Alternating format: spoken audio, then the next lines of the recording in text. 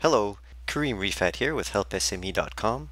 In this screencast, I'll show you how to set up your accounting system with the accounting application available at HelpSME.com.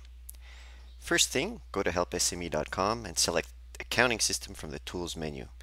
Make sure you're logged in or create an account if you don't already have one. It's free to sign up. When you're logged in and ready, click the button here to access the accounting app. Since it's our first time, we're prompted to select a chart of accounts for our company. You should choose whichever best suits your business. You can always modify the accounts or just start over with a different chart of accounts if that's less work. In this example, I'll choose Standard US Company, which is a good start for a wide variety of companies. We'll hit this link here to continue the setup, and we're sent directly to the Setup tab. For your reference, there's a good help guide you can refer to anytime. Just click the help link here. Most of the setup we'll perform here will be in this Setup tab. But first, I'll show you how to change accounts in the chart of accounts we just chose, because that's something you might need to do as we go through the setup process. Go to Banking and General Ledger, select GL Accounts. Besides adding a new account here, you can see and edit all of the accounts the system created for you during setup. Now, if these look really off and they're not at all what you want, you can always delete this setup and try another chart of accounts instead of editing each one manually. Let's go back to the Setup tab and continue with the setup.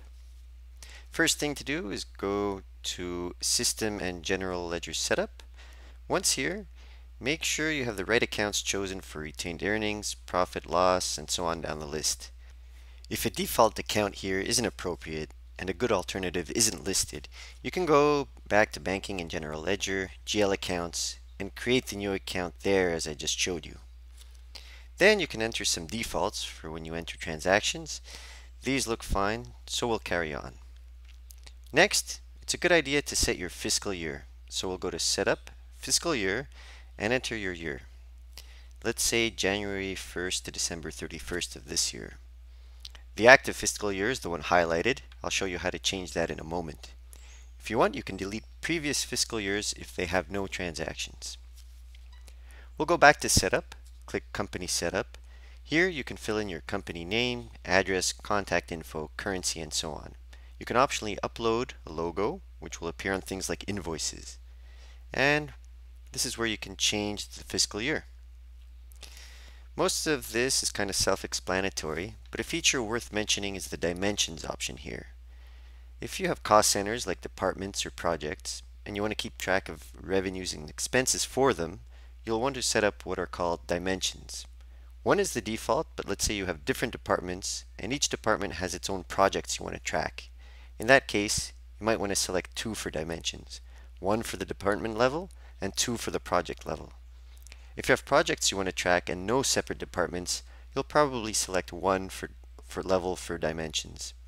If you don't need to track costs for different cost centers, then just choose 0 here. Next, we go to points of sale and make sure we have one and that the default account is some kind of a cash account, or it could be a checking account. Next, let's set up the sales taxes or value-added taxes.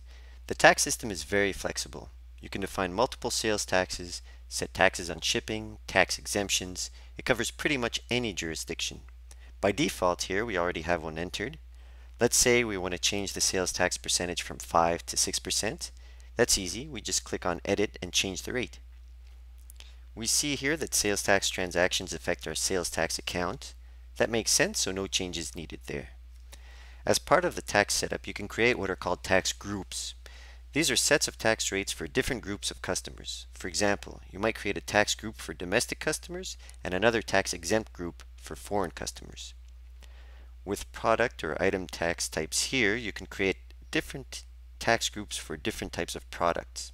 For example, certain products like food or clothing might be tax exempt and should never have taxes charged. Finally, you can click Preferences up here and choose the decimal places, date format, and so on.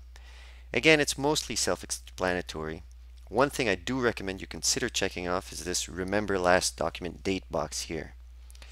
If it's checked, the software will remember what date you select when entering transactions, and it will use that date as the default for any subsequent transactions.